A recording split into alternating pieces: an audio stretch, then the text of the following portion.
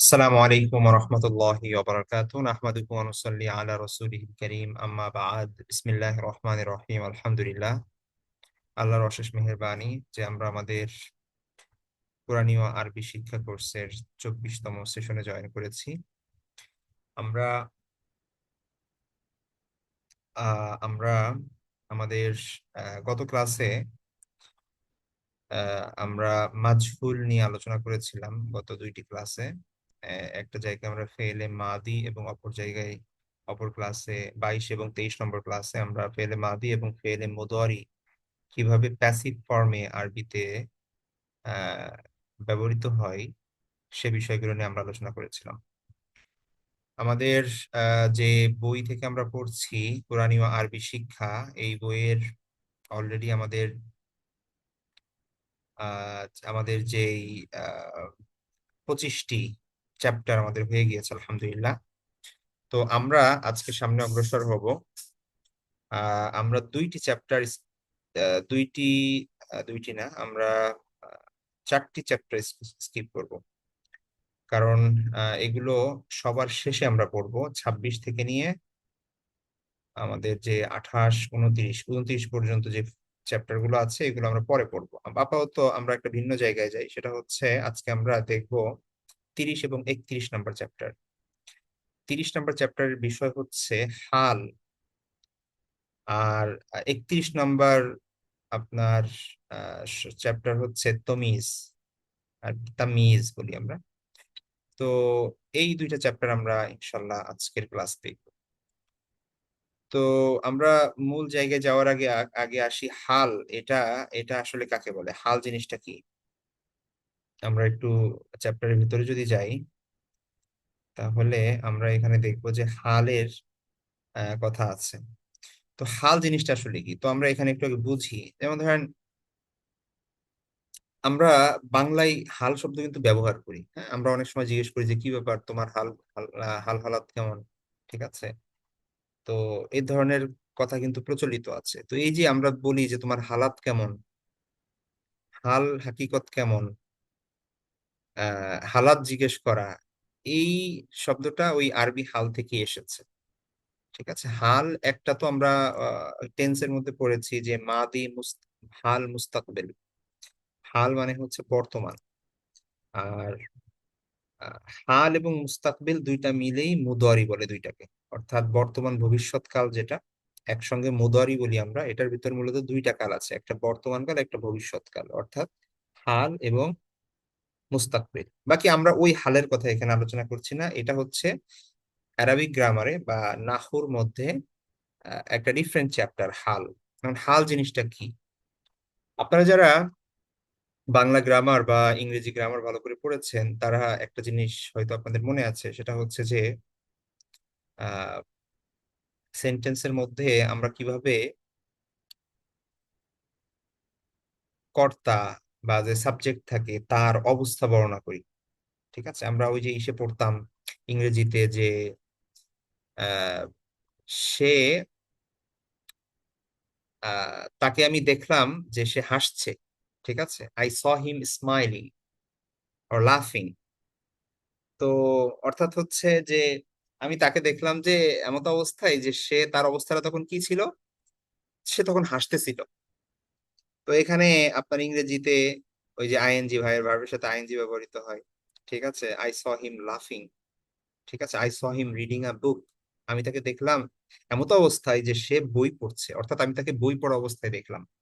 তাহলে এই যে একটা অবস্থার কথা বর্ণনা করছে, বাক্যের যে সাবজেক্ট, অথবা বাক্যের সাবজেক্ট হওয়াই জরুরি না, মানে বাক্যে যে ফাইল হয় অথবা মাফুল হয়, কর্তা হয় বা কর্ম হয়, ঠিক আছে, সাবজেক্ট হোক বা প্রেডিকেট হোক, এদের অবস্থা বর্ণনা করে যেই শব্দ দ্বারা, ওটাকে বলা হয় হাল। তার মানে আমরা তো অলরেডি জানি যে যদি জিজ্ঞেস করি যে কি ব্যাপার, তোমার হালাত কি, তোমার অবস্থা কি, তার মানে হচ্ছে হাল মানে হচ্ছে অবস্থা। তাহলে আরবি সেন্টেন্সের মধ্যে যেই শব্দ দ্বারা আমরা অবস্থা বোঝাই, সেটা কর্তার হতে পারে, সেটা কর্মের হতে পারে, সেটা হইতে পারে আরো অন্যান্য বিষয়ের। ঠিক আছে, তো সেইটাকে মূলত হাল বলবে। যেমন ধরেন বাংলায় বললাম যে তাকে দেখলাম গাড়ি চালাচ্ছে। তাহলে আমি যখন তাকে দেখি, এই দেখার সময়ে তার অবস্থাটা কি ছিল, যে সে গাড়ি চালাচ্ছে। ঠিক আছে, I saw him driving the car. ঠিক আছে, অথবা মানে আমি যে তাকে দেখছি, আমি আমি তাকে দেখছি, এখানে ফাইল হচ্ছে আমি, মানে কর্তা আমি, কে দেখছে, আমি দেখছি, কাকে দেখছি, তাকে। সে হচ্ছে এখানে মাফউল, মানে কর্ম। আর এখানে কর্মের অবস্থা বর্ণনা করা হচ্ছে, এটা জরুরি না যে কর্মের অবস্থায় বর্ণনা করা হবে সবসময় বা মাফউলের। ফাইলের অবস্থা বর্ণনা করা যায়, যে আমি যে তাকে দেখলাম এমতো অবস্থায় যে আমি গাড়ি চালাচ্ছিলাম, এটা হইতে পারে। যে আমি গাড়ি চালাতে চালাতে তাকে দেখলাম, অর্থাৎ আমি গাড়ি নিয়ে আসতেছিলাম, গাড়ি ড্রাইভ করতে করতে এমতো অবস্থায় আমি তাকে দেখলাম যে সে রাস্তার পাশে আছে, অথবা কিছু একটা অন্যদের সাথে কথা বলছে। ঠিক আছে, তাহলে এই যে যে কর্তা বা কর্ম এর অবস্থা বর্ণনা করা, যেই শব্দ দিয়ে বর্ণনা করা হয় ওটাকেই বলা হয় হাল। ঠিক আছে, ক্লিয়ার আশা করি বিষয়টা। এখন হালটা সবসময় হচ্ছে আপনার মানসুব হয়, অর্থাৎ জবর বিশিষ্ট হয়। ঠিক আছে, এটা একটা বিষয়। আমরা তাহলে মূল জায়গায় চলে যাই। এখন একটু দেখুন লিখে, আর এটা বোঝানোর দরকার নেই, আশা করি বুঝতে পেরেছেন। তাহলে কর্তা বা কর্মের অবস্থাটাই হচ্ছে হাল। হ্যাঁ, তো আহ হাল হলো এমন ইসেম যেটা কর্তা, কর্ম, মুবতাদা, খবর ইত্যাদির অবস্থা বর্ণনা করে। হাল হচ্ছে মানসুব, অর্থাৎ যার আপনার আহ মানসুব মানে হচ্ছে জবর বিশিষ্ট হয়। ঠিক আছে, তো যে যার অবস্থা বর্ণনা করা হয় তাকে বলা হয় সাহিবুল হাল। তাহলে ফাইলের অবস্থা যদি বর্ণনা করে তাহলে ফাইল হচ্ছে সাহিবুল হাল। মাফুলের অবস্থা বর্ণনা করলে মাফুল হচ্ছে সাহিবুল হাল, এরকম আর কি। তো এখানে দেখেন, যা বিলালুন রাকিবান, বিলাল এসেছে। যা বিলালুন, যা হচ্ছে ফেল, বিলালুন ফাইল। মানে যা এটা হচ্ছে কাজ, ক্রিয়া, আর বিলালুন মানে হচ্ছে কর্তা। তাহলে বিলাল এসেছে। বিলাল কিভাবে এসেছে, আসার সময় তার অবস্থাটা কি ছিল, রাকিবান, আরোহী অবস্থায়। মানে সে হাইটে আসে নাই, সে ঘোড়ায় চড়ে আসছে, উঠে চড়ে আসছে, অথবা হোন্ডায় চড়ে আসছে। ঠিক আছে, গাড়িতে চড়ে আসছে। এটা বোঝাচ্ছে আর কি, যে তার আসার অবস্থাটা কেমন ছিল, যে সে আরোহী ছিল। তাহলে বিলাল আসলো আরোহী অবস্থায়। ঠিক আছে, সো বিলাল খেম রাইডিং কার, অথবা রাইডিং আ বাইক, অথবা ঠিক আছে রাইডিং আ হর্স। তো এটা হচ্ছে মূলত এই যে রাকিবান শব্দটা দেখছেন, এটাই হচ্ছে হাল। তাহলে এই রাকিবান শব্দ দিয়ে এটার জবর হয়েছে কেন, কারণ এটা হাল হয়েছে এই কারণে। তাহলে হালটা হচ্ছে মানসুব হয়, মানসুব মানে হচ্ছে জবর বিশিষ্ট হয়। আর এই রাকিবান শব্দ দ্বারা বেলালের অবস্থা বর্ণনা করছে, তাহলে বেলালটা এখানে সাহিবুল হাল। তাহলে বেলাল হচ্ছে ফাইল। ঠিক আছে, তাহলে ফাইলটা মানে কর্তাটা এখানে সাহিবুল হাল। তাহলে এখানে কর্তার হাল বোঝাচ্ছে। হ্যাঁ, তাহলে বেলাল আসলো আরোহী অবস্থায়। তারপরে আমি বললাম যে ওয়া তারাকু ক ইমান, তারাকু কা ক ইমান। ঠিক আছে, তারা আপনাকে ছেড়ে যায়, মানে দে লেফট ইউ স্ট্যান্ডিং। ঠিক আছে, অর্থাৎ আপনি যখন দাঁড়ায় আছেন এমন অবস্থায় তারা ছেড়ে যায় আপনাকে।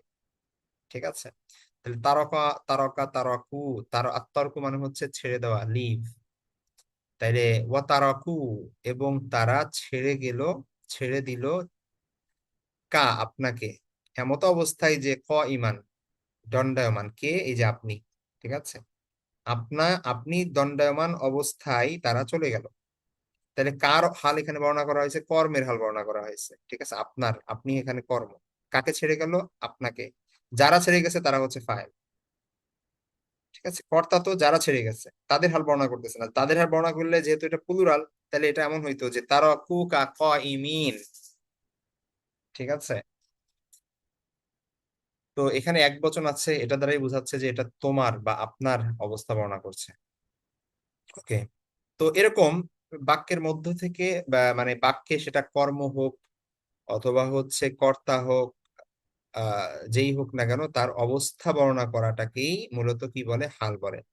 এখন যেই বাক্যের মধ্যে ক্রিয়া নেই, যেমন ধরেন ছেলেটি রুমের মধ্যে। ঠিক আছে, ছেলেটি রুমের মধ্যে, এখন এখানে তো কোনো ক্রিয়া নাই।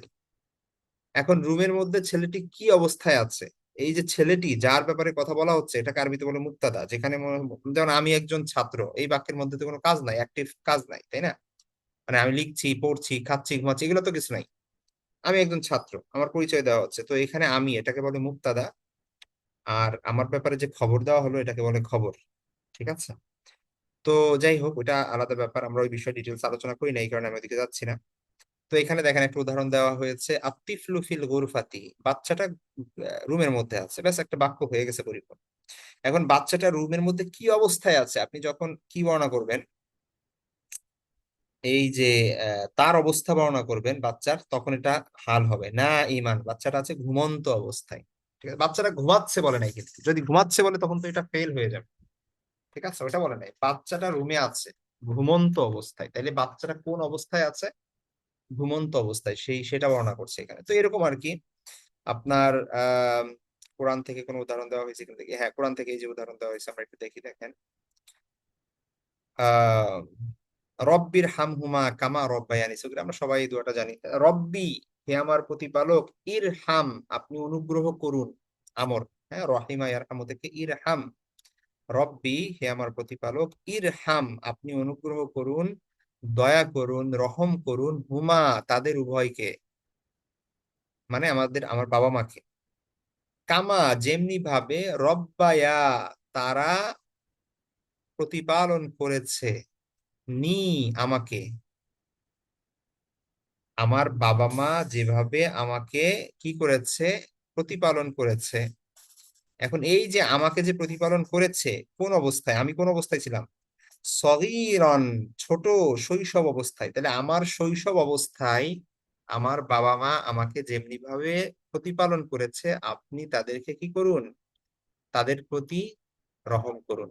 ঠিক আছে, আপনি আমার পিতামাতার প্রতি রহম করুন, দয়াশীল হন, যেমনি ভাবে তারা ছোটবেলায় আমার উপর দয়া করেছে, আমার উপর রহম করেছে, বা আমার উপর আমাকে লালন পালন করেছে। তাইলে আমাকে লালন পালন করেছে, আমি হচ্ছে কর্ম। তো কোন অবস্থায়, আমার অবস্থাটা কি ছিল তখন? আমি ছোট ছিলাম, সগীরা, ছোট ছিলাম তখন। ঠিক আছে, তো এই যে আহ আপনার এখানে মাফউলের বা কর্মের অবস্থা বর্ণনা করা হলো, এটাই হচ্ছে হাল। তারপরে হচ্ছে ইয়াসলাহা মাযমুমান মাদহুরা, ইয়াসলাহা, সে সেখানে প্রবেশ করবে। কে প্রবেশ করবে? মানে হচ্ছে জাহান্নামী, যে তার কথা বলছে যে সে জাহান্নামে প্রবেশ করবে। সে যখন জাহান্নামে প্রবেশ করবে, তখন তার অবস্থাটা কি হবে সেটা বর্ণনা করা হচ্ছে। তার অবস্থা কি হবে? দুইটা অবস্থা বর্ণনা করা হয়েছে এখানে, দুইটা হাল। একটা হচ্ছে মাজমুমা, নিন্দিত, ধিক্কৃত, ঠিক আছে, তিরস্কৃত, মাদহুরা, বিতাড়িত। তাইলে নিন্দিত, বিতাড়িত অবস্থায় সে প্রবেশ করবে। তা প্রবেশ করার সময় তার অবস্থাটা কি হবে সেটা বর্ণনা করছে, তাহলে হাল। ঠিক আছে, তারপরে আরো কিছু দেখিস। ওয়ায়ানকালিবু ইলা আহলিহি মাসরুরা, জান্নাতীদের কথা বলছে যে সে যখন তার ফ্যামিলির কাছে সে আনন্দ চিত্তে ফিরে যাবে আর কি, হ্যাঁ, কিয়ামতের ময়দানে। তার ভালো আমল নামা যখন সে পাবে, ডান হাতে পাবে, তখন সে হাসতে হাসতে আহ খুশি হয়ে কোথায়, তার পরিবারের কাছে ফিরে যাবে। তাহলে ইয়াং কলিবু মানে সে ফিরবে, হ্যাঁ, হি উইল রিটার্ন ইলা আহলিহি, টু হিজ ফ্যামিলি। তাহলে সে তার পরিবার পরিজনের কাছে ফিরে আসবে, ফিরে যাবে। এখন এই যে ফিরে যাওয়ার সময় তার অবস্থাটা কি হবে? মাসরুরন, কেমন? আনন্দময়, একদম হৃষ্ট চিত্তে, প্রফুল্লতার সাথে, তাই না? তাহলে প্রফুল্লতার সাথে সে যাওয়ার সময়, ফিরে যাওয়ার সময় তার অবস্থাটা হবে প্রফুল্ল অবস্থা। ঠিক আছে, তাহলে মাসরুর, আনন্দময়, খুশি খুশিতে সে কি করবে, তার পরিবারের কাছে ফিরে যাবে। এই আর কি। তো আহ এই হচ্ছে হাল। তো হাল আশা করি বুঝতে পেরেছেন। হাল আবার বলছি, হাল কাকে বলে? হাল হচ্ছে বাক্যের ফাইল অথবা মাফউল অথবা মুবতাদা অথবা খবর, মানে বাক্যের যে মেইন আপনার যে দুইটা জিনিস থাকে, সাবজেক্ট এবং প্রেডিকেট। ঠিক আছে, সাবজেক্টটা ফাইল হইতে পারে, মুবতাদা হইতে পারে, প্রেডিকেটটা আপনার মাফউল হইতে পারে, খবর হইতে পারে। তো এরকম আর কি, যেই বিষয়গুলো আছে, বাক্যের যে মূল বিষয়গুলো, এগুলোর অবস্থা প্রকাশ করে, অবস্থা বর্ণনা করে যে শব্দ দিয়ে, সেটা হচ্ছে হাল। ঠিক আছে, যেমন আমি বাংলা যদি বলি যে আমি শিশুটিকে কাঁদতে দেখলাম, তাহলে আমি শিশুটিকে কাঁদতে দেখলাম মানে কি? আমি শিশুটিকে দেখলাম, তাহলে আমি হচ্ছে ফাইল, আমি কর্তা। কে দেখলো? দেখা, এখানে হচ্ছে ফেল। ক্রিয়া হচ্ছে দেখা। ফাইল কে? কর্তাকে আমি। কে দেখলো? আমি দেখলাম। কাকে দেখলাম? শিশুটিকে। শিশুর হলো কর্ম। কি অবস্থায় দেখলাম? আমি যখন তাকে দেখলাম তখন সে কি অবস্থায় আছে? সে তখন কাঁদতেছিল আর কি। ঠিক আছে, তো আমি শিশুটিকে কাঁদতে দেখলাম, তো এই কাদাটা এখানে হচ্ছে আপনার আহ হাল। তো আপনি যদি আরবিতে এটাকে বলেন তাহলে হবে রাআইতু সাবিয়্যা বাকিয়ান। বাকিয়ান মানে হচ্ছে ক্রন্দনরত অবস্থায়, হ্যাঁ। তাইলে রাআইতু আমি দেখলাম, আস-সাবিয়্যা বাচ্চাটিকে, শিশুকে, বা রাআইতু তিফলা বাকিয়ান আমি বাচ্চাটিকে, শিশুটিকে কি করতে দেখলাম? I saw the child crying. এই হচ্ছে হাল গেল। আরেকটা জিনিস আমরা দেখি আজকে, সেটা হচ্ছে তামিজ। তামিজ, তামিজটাও খুব এরকম হালের মতোই। তামিজের সাথে হালের, দেখেন বা আগে আর একটু বুঝি, তামিজ বোঝার আগে আগে আমরা এই বিষয়টা হালের মতো একটু বুঝে নেই। সো তামিজ হচ্ছে টপিক। তামিজ মানে কি? তামিজ মানে হচ্ছে আপনার, আমরা যদি দেখি যে আমরা বাংলায় কিন্তু তামিজ শব্দটাও দেখি যে এই তো তমিজ নাই, এভাবে আমরা বলি। মুরব্বীরা বাচ্চাদেরকে বলে, আমাদেরকে বলে যে কি ব্যাপার, তোর কি আক্কল জ্ঞান নাই, কোনো তমিজ নাই। ঠিক আছে, তো তমিজ এক এক জায়গায় এক এক রকম ব্যবহার হয়। কোথাও কোথাও তমিজ মানে তোমার আচার আচরণ বোঝায় আর কি। তো তোমার কি মানে ইয়া নাই, আদব আখলাক নাই, সেটা বোঝায়। আবার তমিজ শব্দের যে মেইন অর্থ যেটা বোঝায় সাধারণত, সেটা হচ্ছে তোমার কি আক্কল জ্ঞান নাই, তোমার কি বোঝার ক্ষমতা নাই, হ্যাঁ, কোনটা সঠিক কোনটা বেঠিক। তো এরকম আর কি বোঝাই, হ্যাঁ, এক এক জায়গায়। তো তামিজ মূলত তামিজের যে কাজ, সেটাই আসে। তমিজ হচ্ছে এমন শব্দ, যেই শব্দটা বাক্যের মধ্যে সৃষ্টি হওয়া, মানে পূর্বের বাক্যের বা যেই বাক্যের মধ্যে তমিজ আছে, বা তমিজ শব্দটা, একটা শব্দের নাম হচ্ছে তমিজ। তো এই শব্দটার পূর্বে যেই কথা বলা হয়েছে সেখানে কোনো অস্পষ্টতা ছিল, সেখানে কোনো সন্দেহ ছিল, বা কোনো ধরনের ধোঁয়াশা ছিল, তমিজ দ্বারা মূলত ওইটা ক্লিয়ার করা হয়, ব্যাস। এটা হচ্ছে মেইন কথা। ঠিক আছে, অর্থাৎ বাক্যের মধ্যে কোনো অস্পষ্টতা, কোনো সন্দেহ, কোনো ধোঁয়াশা, সেইটাকে স্পষ্ট করে যেই শব্দ দ্বারা, এটাকে বলা হয় তামিজ। আর যেই শব্দের অস্পষ্টতা দূর করা হয় ওইটাকে বলে মুমাইয়াজ। ঠিক আছে, এই হচ্ছে মূলত। তো আমি যেমন উদাহরণ দিই আপনাদের, কিছু কিছু তমিজ কয়েকটা বিভিন্ন জায়গায় ব্যবহার হয়। যেমন একটা একটা ব্যবহার হচ্ছে সংখ্যার ক্ষেত্রে। যেমন আপনি বললেন যে আমি 10টা কিনেছি। আপনি 10টা কি কিনেছেন ভাই? ঠিক আছে, এই যে অস্পষ্টতা আছে বাক্যের মধ্যে কিন্তু। তো এই যে একটা সংখ্যাগত অস্পষ্টতা আছে, তো সংখ্যার অস্পষ্টতা আপনি যদি দূর করেন, যে আমি 10টা কলম কিনেছি, আমি 11টা বই কিনেছি, তখন এই বই, বই দ্বারা ওই যে সংখ্যার মধ্যে যে অস্পষ্টতা ছিল সেটা দূর হয়ে যায়। ঠিক আছে, তো এটাকে ওই বইটাকে তখন বলা হবে তামিজ। তো এটা সংখ্যা, ওজন, পরিমাপ, তারপরে হচ্ছে আপনার এই ছাড়াও তুলনা মানে গুণাগুণের ক্ষেত্রে, এই ধরনের বিষয়ের ক্ষেত্রে আপনার আহ অস্পষ্টতা দূর করে। যেমন আপনি বললেন যে আহ করিম জাহেদের থেকে বড়। এক যে তুলনা করলেন দুইজনের, করিমে জাহেদের থেকে বড়। এখন করিম জাহেদের দিকে কোন দিক থেকে বড়? বয়সের দিক থেকে বড়, জ্ঞানের দিক থেকে বড়, লম্বায় বড়, তারপরে মানে দৈহিক ভাবে কোন দিক দিয়ে বড়, কোন দিক দিয়ে? ঠিক আছে, অথবা সে বড় ক্লাসে পড়ে, সিনিয়র, আগে ভার্সিটিতে ভর্তি হয়েছে, এই কারণে সে বড়, মানে কোন বড় কোন দিক দিয়ে? এখানে অস্পষ্টতা আছে, তো আপনি যেই শব্দ দিয়ে অস্পষ্টতা দূর করবেন ওটাই তামিজ। অথবা ধরেন আপনি বললেন যে আমি 3 কেজি কিনেছি। এখন 3 কেজি কি কিনেছেন? যখন আপনি বলবেন যে 3 কেজি গম কিনেছি, 3 কেজি আঙ্গুর কিনেছি, ফল কিনেছি, আম কিনেছি, তখন এটা আপনার কি হলো? স্পষ্ট হয়ে গেল। তাইলে তামিজ বলা হবে বাক্যের মধ্যে সংখ্যাগত অথবা পরিমাপ গত, আহ, মাপ পরিমাপগত, অথবা হচ্ছে আপনার কি বলে তুলনার ক্ষেত্রে, তো ইত্যাদি ক্ষেত্রে যেই ধরনের আপনার অস্পষ্টতা থাকে, সেই অস্পষ্টতা দূর করে যেই শব্দ দিয়ে, ওটাই হচ্ছে তামিজ। ঠিক আছে। এই হচ্ছে বিষয়। এখন আম, আমরা যদি এখানে চলে যাই ডিরেক্ট শব্দের মধ্যে, দেখেন, তাহলে তামিজ বলা হয় এমন ইসেম যা পূর্বে ব্যবহৃত শব্দ বা বাক্যের নির্দেশিত অর্থ প্রকাশে সহায়তা করে। যেমন শারিবতু লিতরান, আমি 1 লিটার পান করেছি। এখন 1 লিটার কি পান করেছি? হালিবান, দুধ পান করেছি। তাহলে এই যে লিটারের মধ্যে যেই অস্পষ্টতা ছিল সেটা দূর করছে এই হালিব দিয়ে, ঠিক আছে, দুধ দিয়ে। তো এই কারণে ওইটা হচ্ছে আপনার আহ হালিব হচ্ছে এই কারণে তামিজ। তারপরে ধরেন বললাম যে ইব্রাহিম আহসানু মিন্নি, ইব্রাহিম আমার থেকে ভালো। ইব্রাহিম আমার থেকে কোন দিক থেকে ভালো?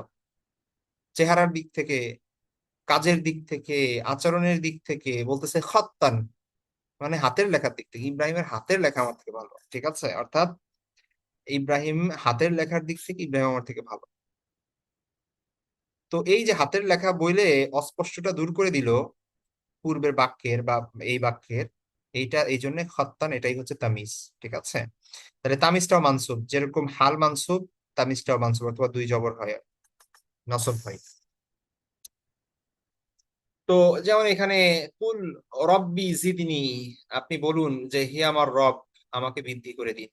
আপনি রবের কাছে চাচ্ছেন যে আমাকে বাড়াই দিন, বাড়াই দিন, কি মানে কোন দিক থেকে আল্লাহ বাড়িয়ে দিবে? ধনের দিক থেকে, এলেমের দিক থেকে, আচার আচরণের দিক থেকে, সন্তান সন্ততির দিক থেকে, বলেছে ইলমান। তো ইলমান বলে আপনি কি করছেন? প্রিভিয়াস যেই একটা অস্পষ্টতা ছিল সেটা দূর করে দিলেন, ঠিক আছে।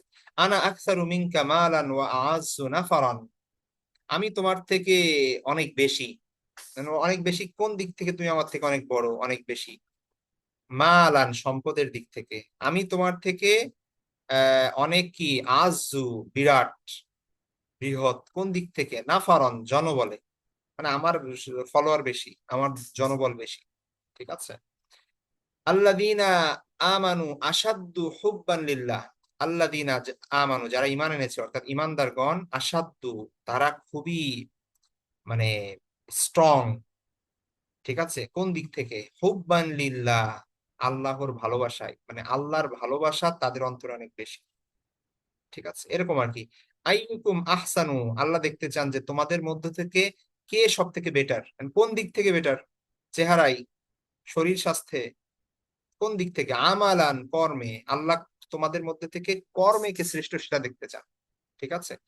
রদিতু লাকুমুল ইসলাম দীনা, ইসলামকে তোমাদের জন্য আমি কি করেছি?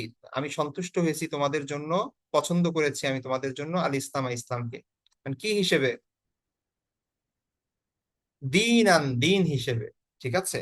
এটা মানে কোনো আইডেন্টিটি হিসেবে বা জাস্ট একটা মানে জাতীয় পরিচয়পত্রে লিখবো আমি মুসলমান, ইসলাম ধর্ম, অথবা কি বলে উৎসব পালনের জন্য, এরকম না। দিন আন মানে হচ্ছে দিন হিসেবে, জীবন বিধান হিসেবে, একদম মানে ওয়ার্ল্ড ভিউ হিসেবে, লাইফ স্টাইল হিসেবে, প্রত্যেকটা ক্ষেত্রে দিন হিসেবে ইসলামকে আমি তোমাদের জন্য কি করেছি? নির্বাচন করেছি, পছন্দ করেছি। তাইলে এই যে দেখেন, এই প্রত্যেকটা শব্দ দিয়ে কিন্তু প্রিভিয়াস যেই একটা অস্পষ্টতা ছিল, এক ধরনের সংশয় ছিল, এক ধরনের দুর্বোধ্যতা ছিল, ধোঁয়াশা ছিল, সেটা কিন্তু দূর হয়ে গেছে, ঠিক আছে। তো এই জন্য এটাকে বলা হয় তামিজ। তো তামিজ যেটা বললাম আপনার দুই জবর বিশিষ্ট হয়। তো এটা হচ্ছে গ্রামারের দুইটা, আরবি গ্রামারের দুইটা বিশেষ দিক, একটা হচ্ছে হাল আর একটা তামিজ। তো মাফউলের মতো হাল তামিজও মানসুব হয়, অর্থাৎ দুই জবর বিশিষ্ট হয়। তো আমরা আশা করি এটা বুঝতে পেরেছেন। যদি না বুঝতে পারেন আবার ভিডিওটা দেখে বুঝতে পারবেন আশা করি। আমাদের আজকে এ পর্যন্তই থাকবে। নেক্সট ক্লাসে আমরা ইনশাআল্লাহ আবারও আহ সামনে নিয়ে বিষয়গুলো নিয়ে আলোচনা করব। সে পর্যন্ত সবাই ভালো থাকবেন, দোয়া করবেন। আল্লাহ হাফেজ। আসসালামু আলাইকুম ওয়া রাহমাতুল্লাহি ওয়া বারাকাতুহু।